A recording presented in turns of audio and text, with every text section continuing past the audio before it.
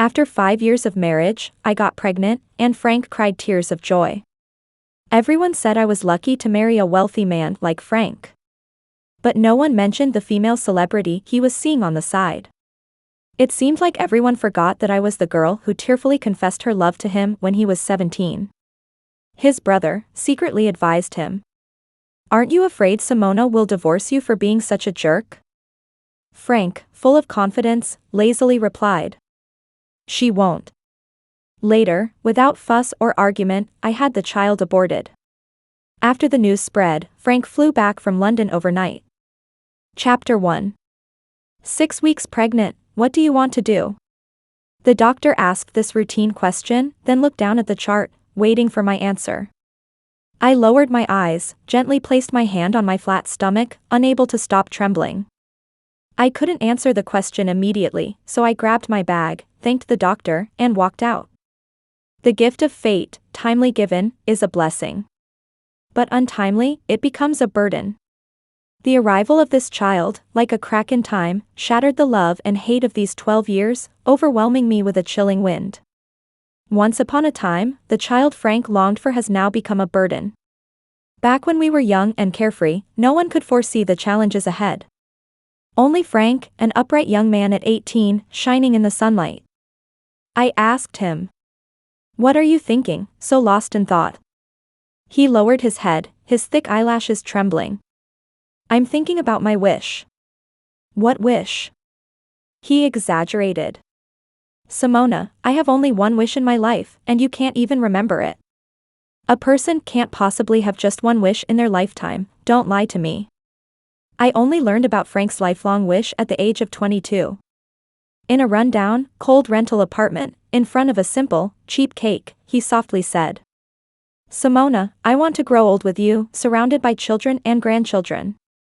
Simona, let's have a daughter in the future, preferably like you, with big eyes, fair skin," shaking her chubby little hands, calling me daddy. Children and grandchildren. Surrounded, I clutched the examination form, tears falling. Instinctively, I picked up my phone and called Frank. Since our argument 4 years ago, this was the first time I had called him. But the next moment, the phone rang twice and was hung up. I was stunned, staring blankly at the phone screen. Coincidentally, at that moment, a news notification popped up on my phone, with a sensational headline. "Julia spotted with wealthy boyfriend in the villa area, intimate." Suppressing my discomfort, hands trembling, I clicked on it. Julia didn't dare to publicly share information about Frank, occasionally posting 1 or 2 hints, subtly bringing him into the limelight. The media dared not publish a clear photo of Frank. In the picture, Julia's face was visible, while the man only showed half of his back. No one knows Frank better than I do. Not to mention, in the photo, that hand, wearing a ring on the ring finger. Compared to his luxurious attire, that ring was plain and cheap, not worth mentioning. Yet, this seemingly inconspicuous ring was the one I saved up for half a year during my first year of work to buy. Even when we got married, Frank was already worth billions, with numerous listed companies under his name, and we still exchanged vows with these rings.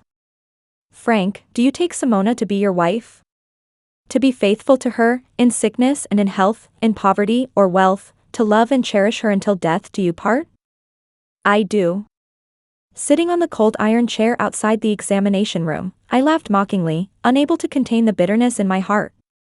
Ridiculously, I had actually hesitated for a moment because of this unexpected child. I opened my phone, messaged Frank. "Find some time to come home, I need to talk to you." Unexpectedly, the next second, he replied, "Busy lately, contact my secretary first." Chapter 2. In recent years, Frank's business has grown bigger and bigger, with countless assets under his name. We've lived in a basement, in an $800 rental house for a month, and now in a villa worth over $1 billion. After that day, before Frank returned, I met someone else. It was a small private gathering with a few of Frank's friends, and I didn't know how Julia got inside. She stopped me in the hallway, visibly surprised when she saw me, smirking. Truly, men are trash. No matter how beautiful the flowers at home are, they can't help but eat shit outside. This was her first time seeing me, but I had seen her before. She was a famous celebrity, her presence felt everywhere. Before I could respond, a voice behind me spoke sarcastically. You have some self-awareness, knowing you're the shit outside. As soon as these words were spoken, it was clear that even Julia realized she had gone too far, her face turning extremely unpleasant. I turned around to see that it was Frank's childhood friend, Gilbert, now his business partner, who had spoken. I smiled at him, acknowledging the courtesy. This wasn't the first time Julia had provoked. 2 years ago, she made a phone call. After the call connected, she asked triumphantly. Frank, would you divorce your wife and marry me? I figured she was testing the waters. There were rustling sounds on the other end of the phone, then I heard Frank's voice, cold and impatient. Julia, if you keep acting like a bitch, get the hell away from me. Hey, Frank, you. The call was abruptly cut off, and I dropped the phone, feeling dazed for a while. 2 years ago, she only dared to scheme in secret, but this time she directly provoked, which meant Frank had given her promises and confidence. I couldn't think of any other reason. Even so, I didn't bother to say much to her and turned to leave. But she stopped me, raising an eyebrow. Simona, you've been through so many years of turmoil with Frank, there's no love left. It's not a good look to end up as resentful partners. Why not let go earlier and not ruin the lovebirds? I laughed and said slowly. Lovers? She crossed her arms, looking smug. Yes, Frank and I are truly in love. In matters of the heart, those who are not loved should be the ones to step back. So, Simona, it's you who should leave. I looked at her coldly, tearing away all pretense. Mind your own business. I am married to Frank. Between us, in life and death, in staying and leaving, even if I have to spend my whole life with him, a third party like you has no right to interfere. You stand there so arrogantly in front of me, asking me to leave. On what grounds? She seemed taken aback by my response, took a step back, placing her hand on her belly, and proclaimed. I am carrying his child. My gaze involuntarily moved to her abdomen. In that moment, Julia's words spiraled in my mind, piercing deep like a spiral. Pregnant? A child. I felt dizzy, as if the whole world was spinning backward. Seeing me stunned, she raised her eyebrows and quickly said. You two have been married for so many years, without a child. I am carrying his first child. Do you think he will marry me for this child?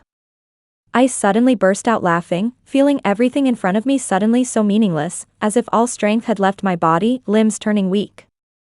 At that moment, Gilbert beside me reached out to support me. Are you okay? I smiled at him. Did you hear that? Frank's first child. Gilbert pursed his lips, not saying a word. Then, footsteps approached from behind Julia. I looked up and saw Frank, who I hadn't seen in days. His face was cold, dressed in a sharp suit and black coat. On his refined face, his brows furrowed. Frank glanced at me, his eyes dark and unclear, focusing on Gilbert holding my hand.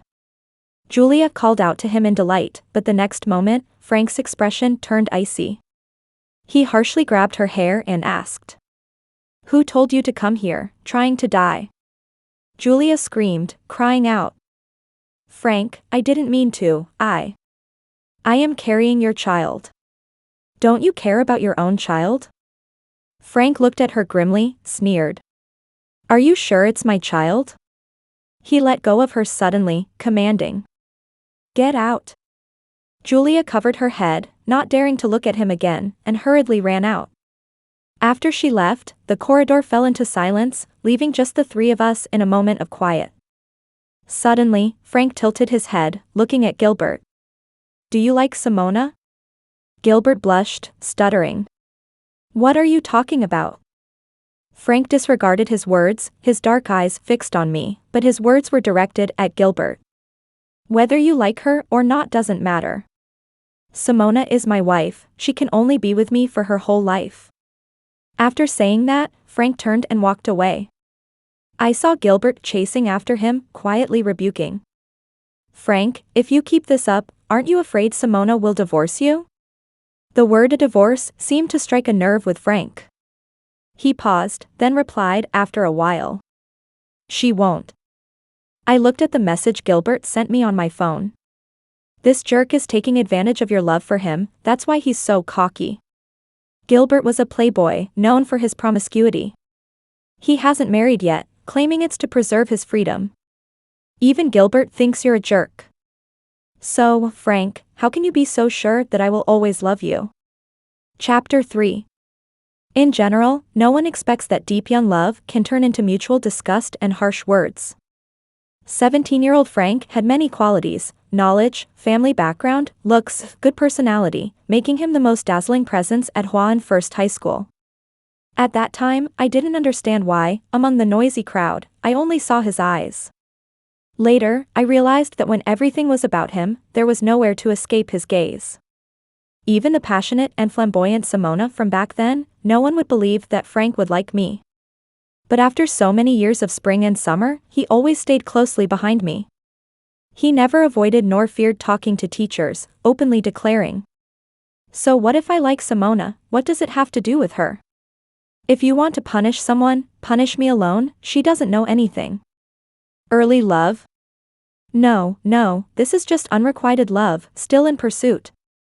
How happy was I back then?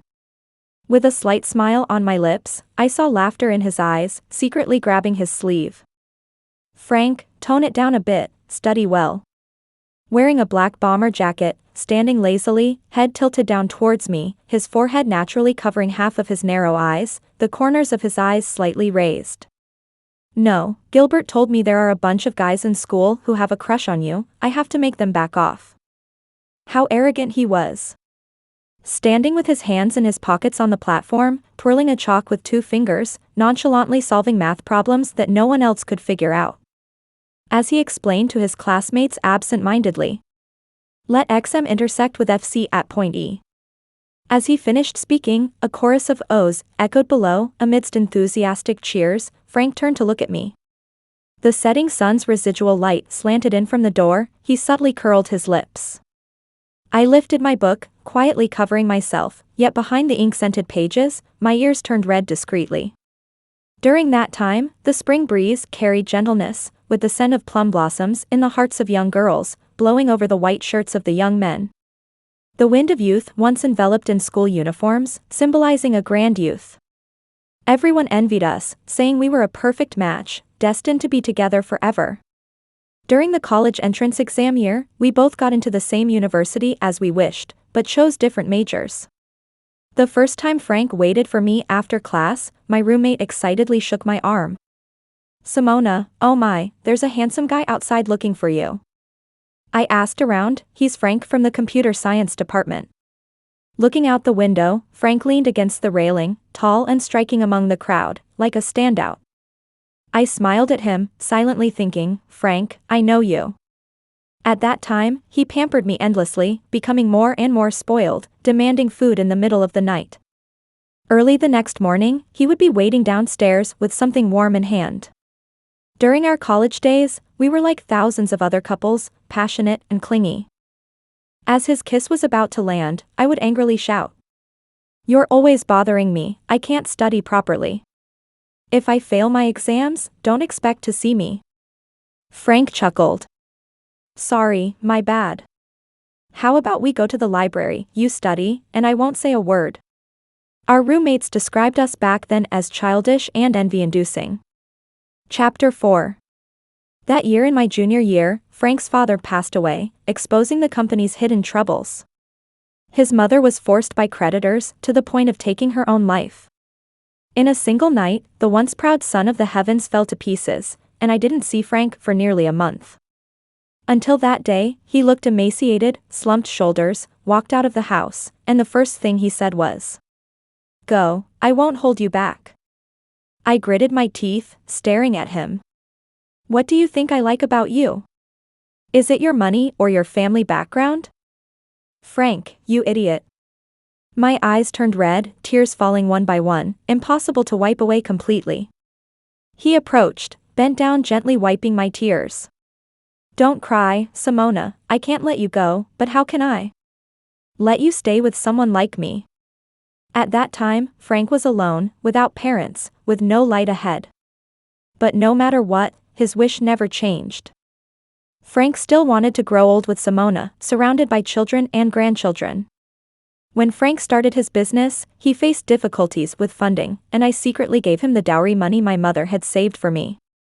After he found out where the money came from, he rested his head on my shoulder but held the back of my neck to prevent me from turning back. Silly girl, even if I have no ability left, I wouldn't use your money like that. Keep it safe, someday it will be used where it's needed. Later, when the business started to thrive, faced with difficult investors, he raised $2 million in investments in one night, but ended up with a perforated stomach and was rushed to the hospital. During those times, he was often busy until late at night, sometimes staying up so late that his stomach ached. He would come to the bedroom, press his cold face into my palm, calling out softly and plaintively, "Simona." My deep sleep would be disturbed each time he called out for the first time. When he was exhausted, he would bury his head in my arms and rest with his eyes closed.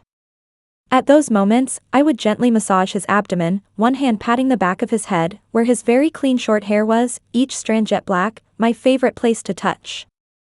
He said, "Simona, I won't let you regret being with me." Later, on the snowy mountaintop, the endless cold wind played for him. In the Bay of St. Nephi, the huge waves became my bridal veil. Frank's proposal shook the world, countless netizens desperately digging for the star behind that grand proposal. "Simona, will you marry me?" What was my response at that time? I remembered, his eyes filled my vision, covered my mouth, happiness bursting out from my eyes. My rationality collapsed, faith became a sweeping fever, serious and devout. "I do, of Frank, I love you so much." Chapter 5. I have asked myself countless times, do I regret the choices I made in the beginning? I have thought countless times, even if the ending is not as I hoped, I believe, I do not regret having loved each other. Those 12 years, though they were a crazy mistake in my past youth, they were ultimately the bravest chapter. Fate is cruel, but also kind in that, as long as you keep moving forward, it will always give you a path.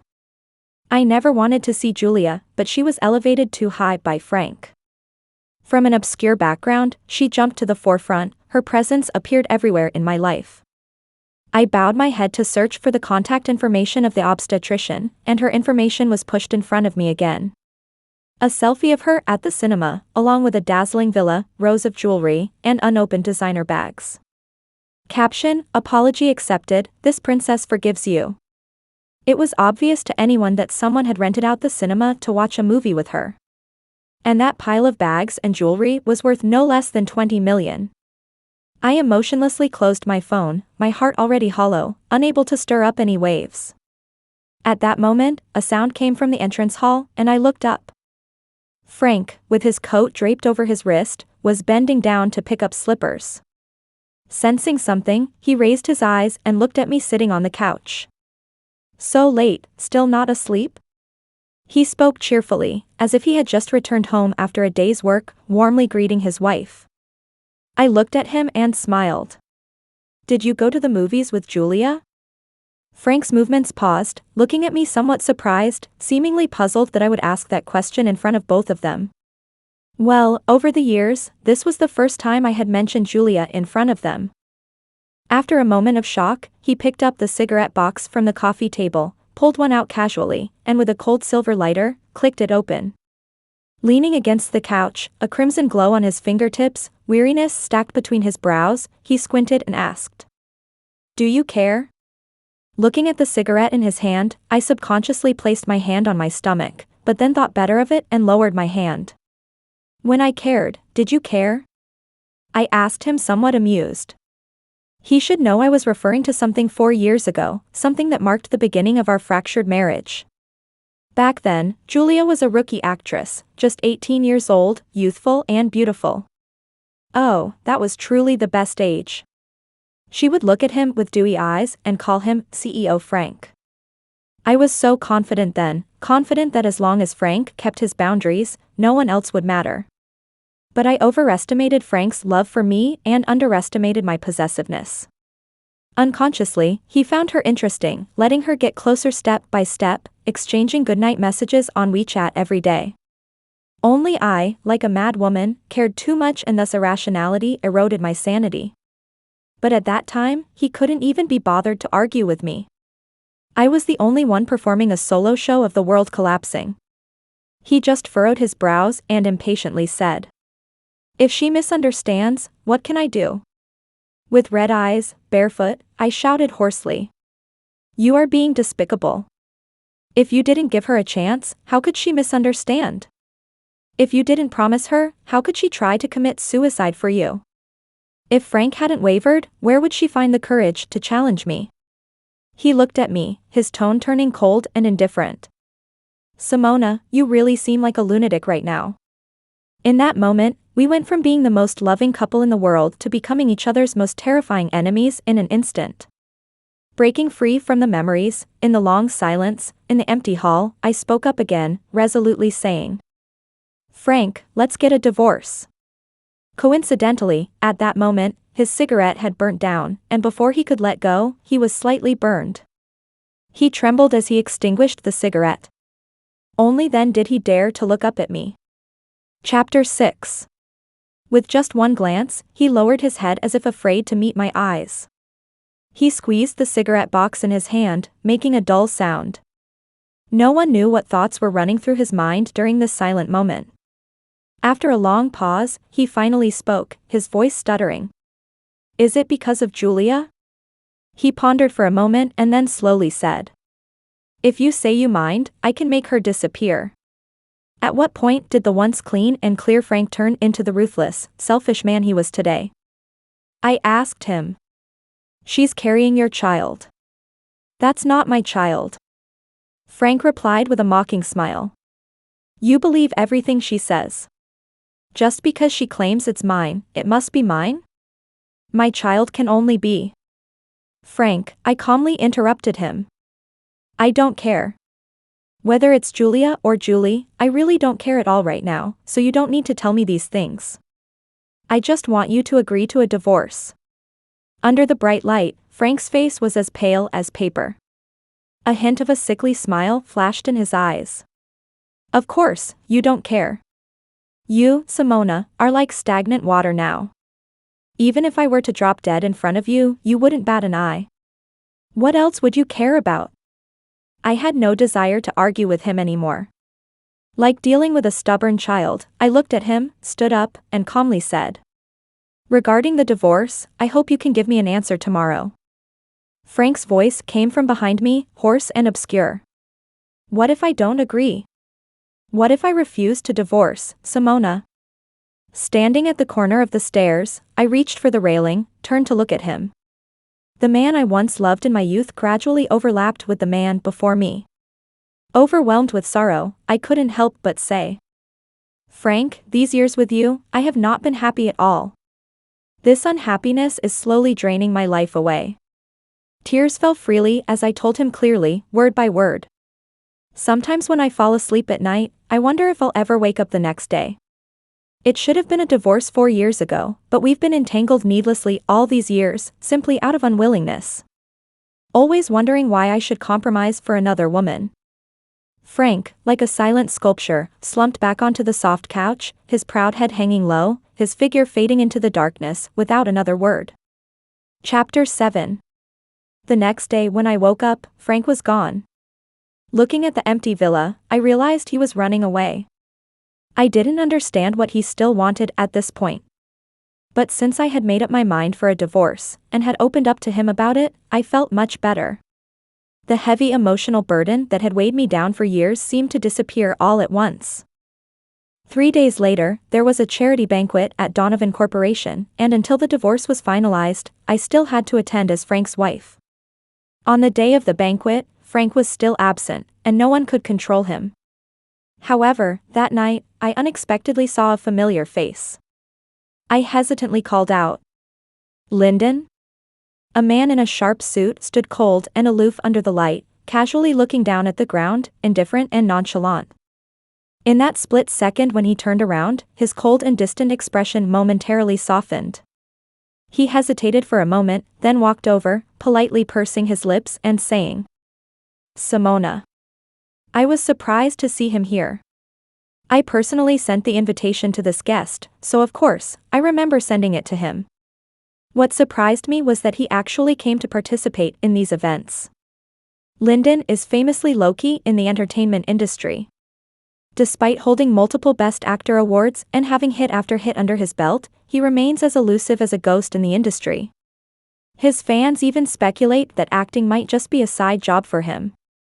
I remember one year when Lyndon's rival spent 3 months digging up dirt on him, only to uncover his outstanding character and achievements from childhood to adulthood.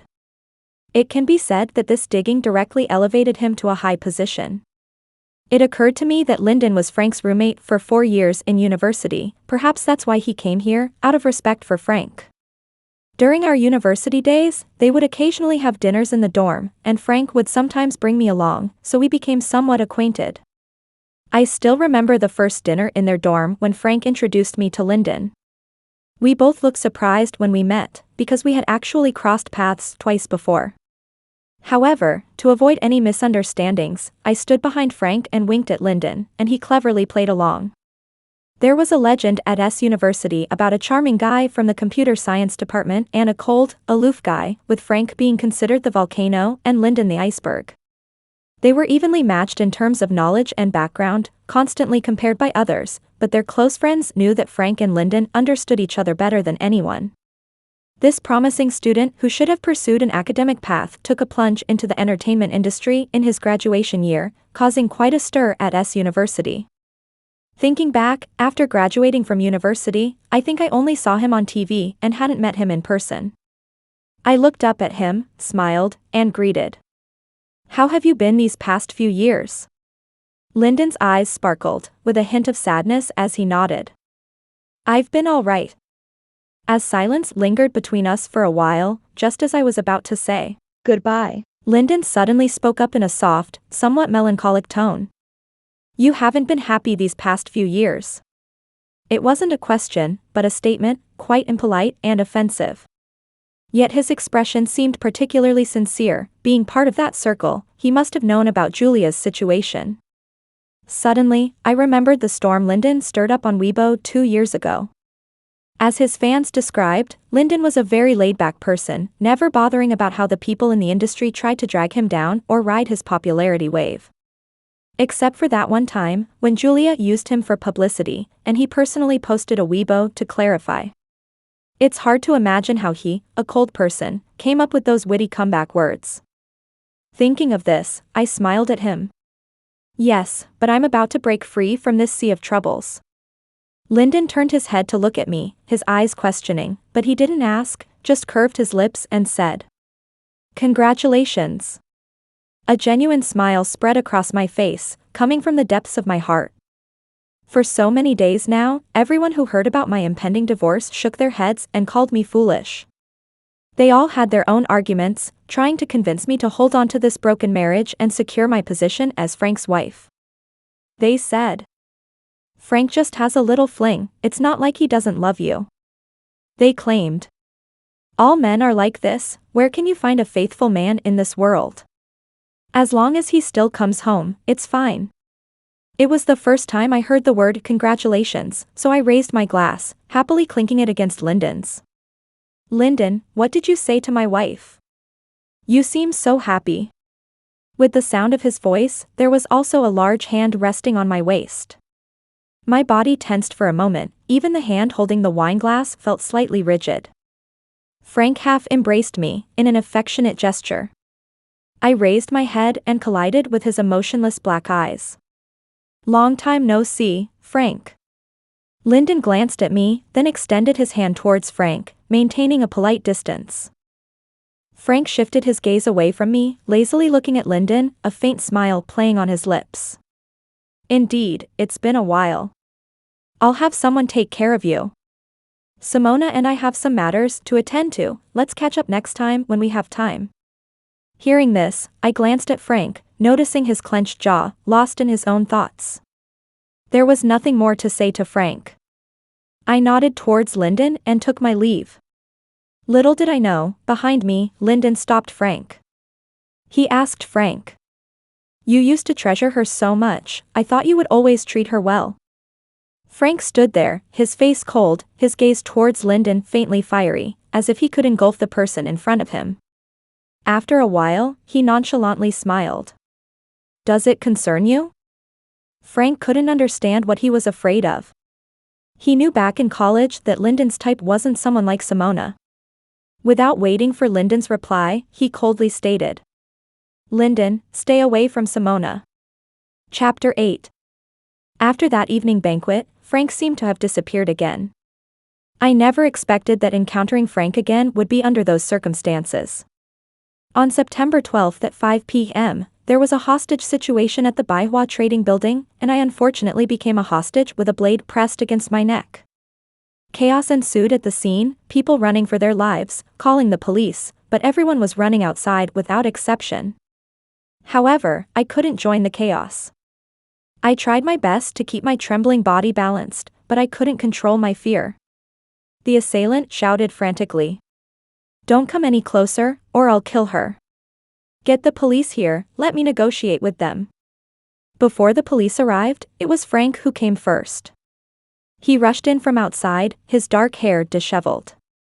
Upon seeing me, his face turned extremely pale. Frank took a few steps forward, provoking the anger of the assailant. Don't come any closer. He steadied his steps, trying to contain his anxiety, speaking calmly. I won't come any closer. Do you want money? I'll give you whatever you want, the police won't pursue you, I can guarantee your safety. The assailant yelled at him. I don't want money, I want justice. I want the police to communicate with me. He placed everything he had on the ground, showing his phone to the assailant. Let's do it this way, I'll exchange myself for her. I'm the chairman of the Donovan Corporation, holding me hostage is more valuable. I can help you negotiate with the police. Wide-eyed, I struggled to speak. Don't come closer, he has a bomb. While Frank was trying to persuade him, he was always good at convincing people, and with the assailant's mind temporarily frenzied. He surprisingly listened, initiating the exchange of hostages. As he approached, the assailant pulled out another knife from his body and ruthlessly stabbed Frank's arm, disarming his resistance. Then pushed me away, holding the blade against Frank's neck. Frank looked deeply into my eyes, bending down to comply with the assailant, and hoarsely said, Run away, don't look back.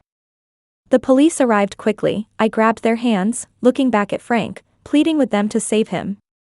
They sent me out forcefully, and I squatted on the ground with a blank mind.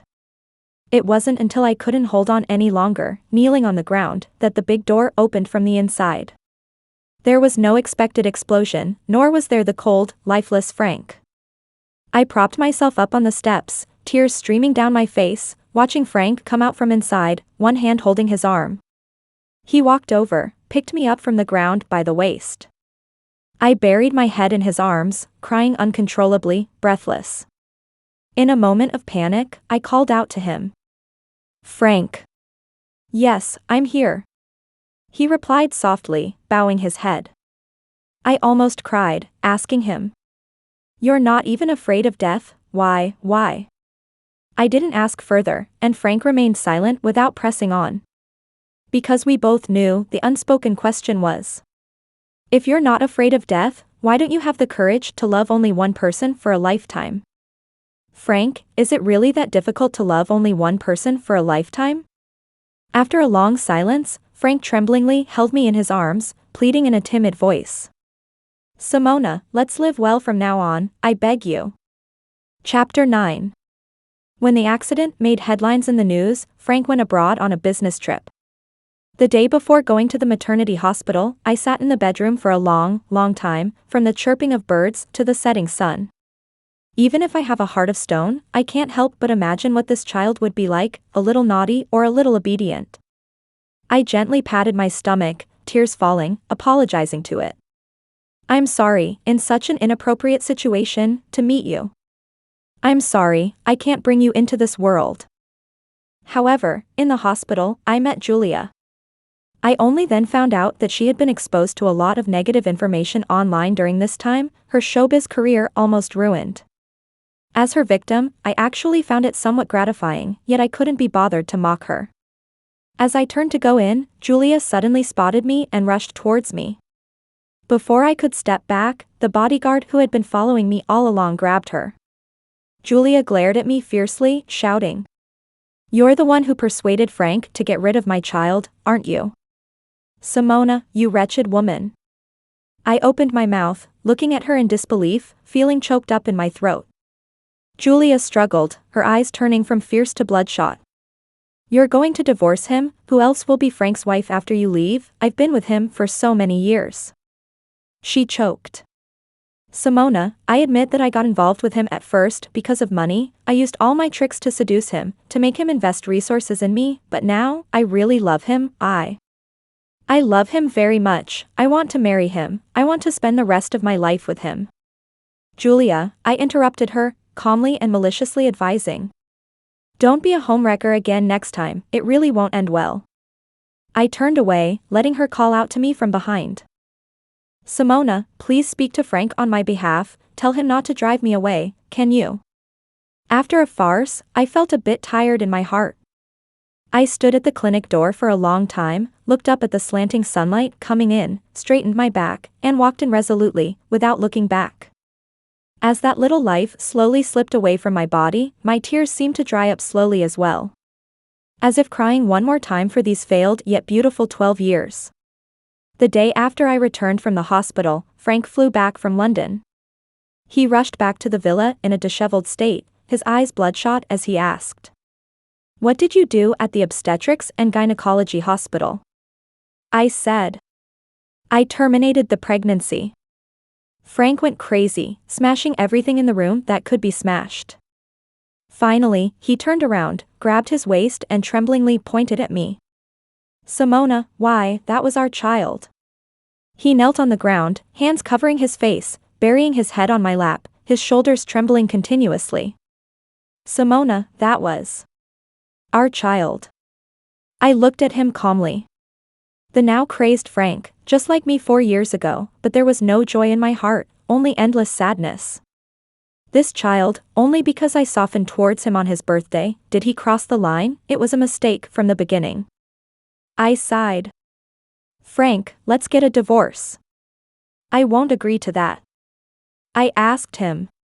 "Or do you want me to slowly die by your side?" Upon hearing this, Frank's eyes shook violently, standing stiffly in place, his gaze towards me only showing confusion. Chapter 10. Frank stayed in the room for a whole day, the door tightly locked.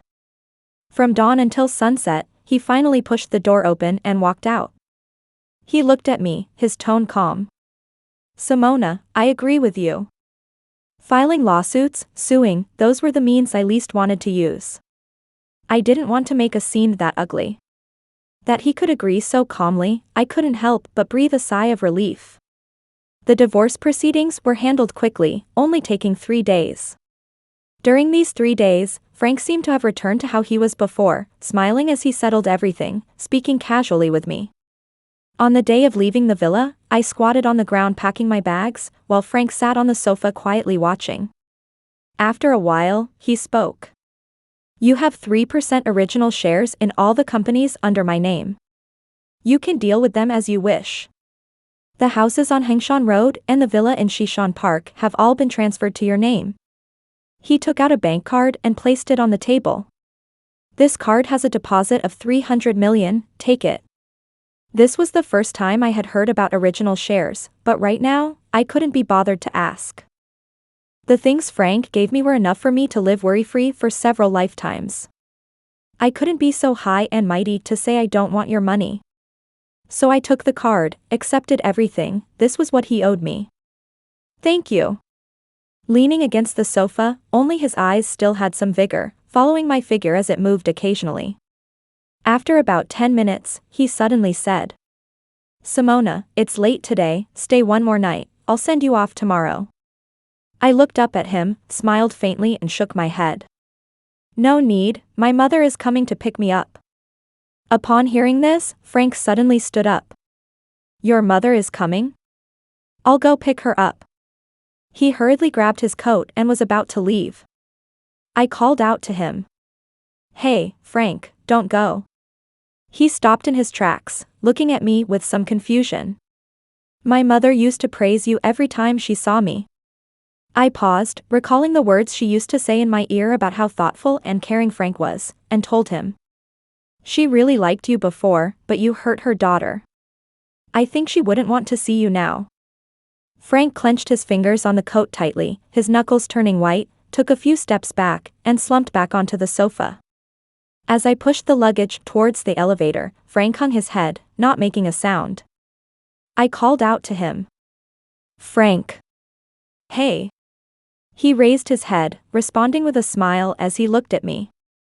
I had expected the divorce to be a tearing and public affair, but when the day arrived, we parted ways with dignity.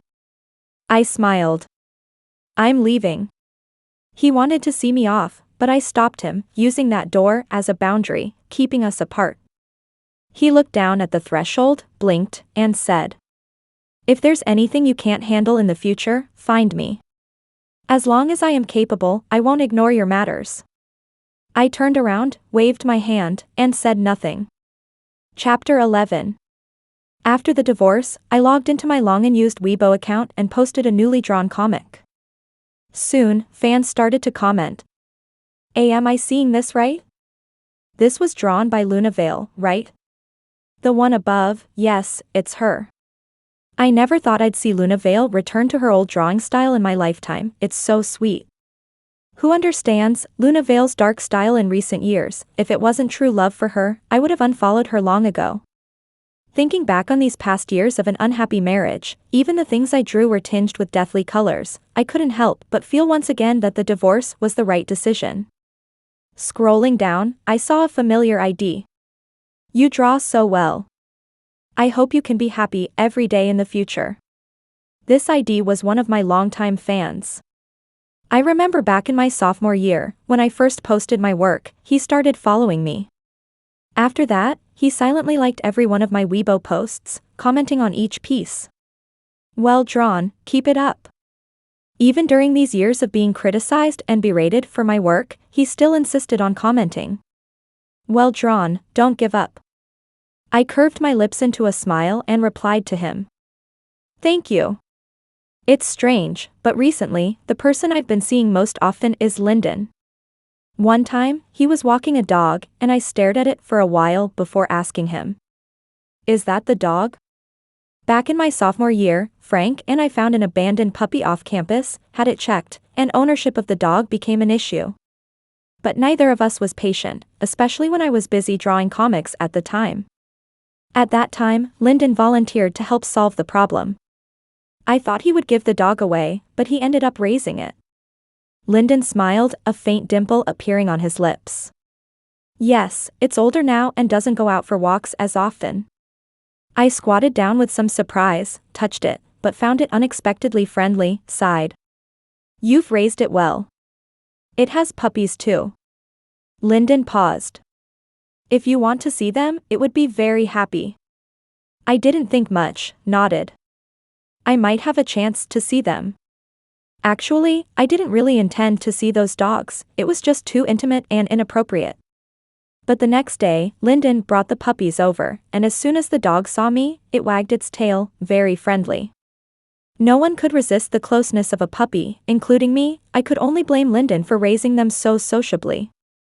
But later, I found out that the dogs Lyndon raised were as aloof as he was, ordinary people weren't even allowed to touch them. In the world of adults, it's easy to see through emotions, especially since Lyndon doesn't hide his. Later, I could only tell him.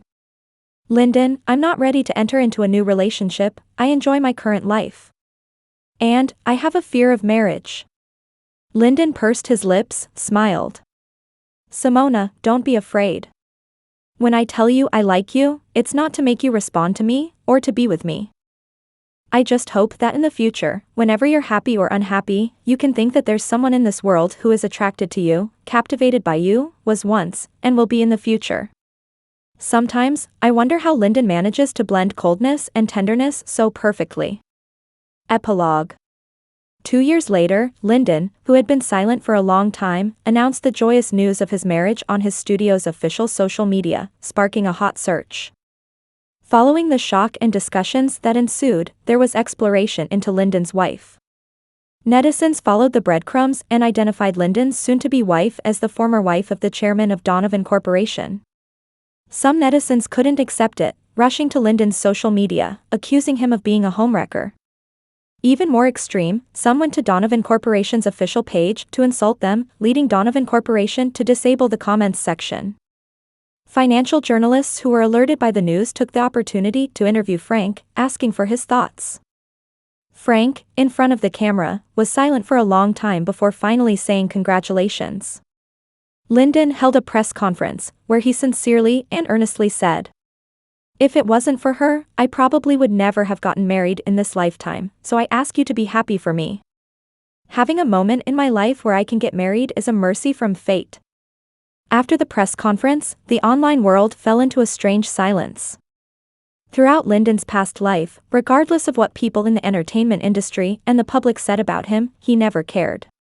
The only 2 times he made a high-profile stir were both because of Simona. After the silence, fans dug up Lyndon's alternate account and discovered the secrets he had hidden for many years. His alternate account had posted a Weibo on the day of Lyndon's debut. "If I stand tall, will she be able to see me?" For a moment, the online world stirred up discussions again, with many writers starting to create fan fiction about the romantic entanglements of Lyndon, Simona, and Frank. Simona lowered her head, watching those detective netizens analyzing everything, clicking on that familiar ID. And then, holding her phone barefoot, she ran to the kitchen. Lyndon was wearing a light gray home outfit, bending over to cut fruit for Simona. Simona tentatively called out, "Luna Vale, are you good?" Lyndon, bent over a fruit platter, replied absent-mindedly. In the next moment, his body stiffened, turning to look at Simona. Turning back, he whispered, "I don't know what you're talking about, go put on your shoes." Looking at her phone at the ID named Luna Vale, Simona glanced at Lyndon, covering her forehead and laughing loudly. Amidst the unrestrained and exaggerated laughter behind them, Lyndon couldn't help but join in. Lyndon and Simona's wedding made waves and became the talk of the town. On their wedding day, Gilbert rushed from the airport to the wedding venue. As he got out of the car, he ran into an old acquaintance at the entrance. Gilbert checked the time, not running late, so he walked over and patted Frank's shoulder. "Aren't you going up to take a look?" Frank flicked his cigarette ash, looked up at the grand building, bustling with guests and lively music. He took out a box and handed it to Gilbert. "Wedding gift, could you take it up for me?" Gilbert took the box, raising an eyebrow. "Why?" Choked by the smoke, Frank coughed for a while, tears in his eyes, before smiling. "Afraid she won't accept it." Lastly, he instructed, "Don't say it's from me." Gilbert asked again, "Really not going up to see?" Frank shook his head. What was there to see? Amidst the gathering of guests, to witness them pledge to grow old together, to see how they loved each other? He probably couldn't bear it, the person once cherished, valued so much, the person he had exhausted himself embracing in the end embraced by someone else. Gilbert patted his shoulder. "I'll go up for a celebratory drink." Maybe for someone who had never possessed, it wouldn't be so hard to let go, not so disgraceful. Gilbert watched Frank walk slowly into the crowd, his figure desolate. He smiled almost imperceptibly, his intuition telling him that Frank would never get over this, that this was just the beginning. With a determined effort, Frank settled into the car, staring blankly at the building. He never could have imagined that Lyndon harbored such thoughts for so many years. When he found out, he wanted to kill him. Bowing his head, Frank suddenly burst into laughter, the laughter resonating in his chest. He wouldn't tell Simona that her favorite birthday gift, a card box filled with comics, which she called the most thoughtful gift, was the present he had prepared for her that year but never got to give, and Lyndon had voluntarily handed it to him. When Simona left, she didn't take that favorite birthday gift with her. It remained untouched in the villa. He wouldn't tell Simona that when she was being slandered online, Lyndon had single-handedly taken care of everything before he could even handle it. At that time, Frank patted his shoulder, calling him a good brother, and Lyndon didn't say a word. Frank had always thought that it was because of him that Lyndon helped out. Now, every word felt like a dagger, piercing straight into his chest. He would never tell Simona about the things Lyndon had done. He would carry these secrets to decay together, selfishly unwilling to give them any chance to love deeper. The car slowly drove into the night, leaving behind the joyous noise.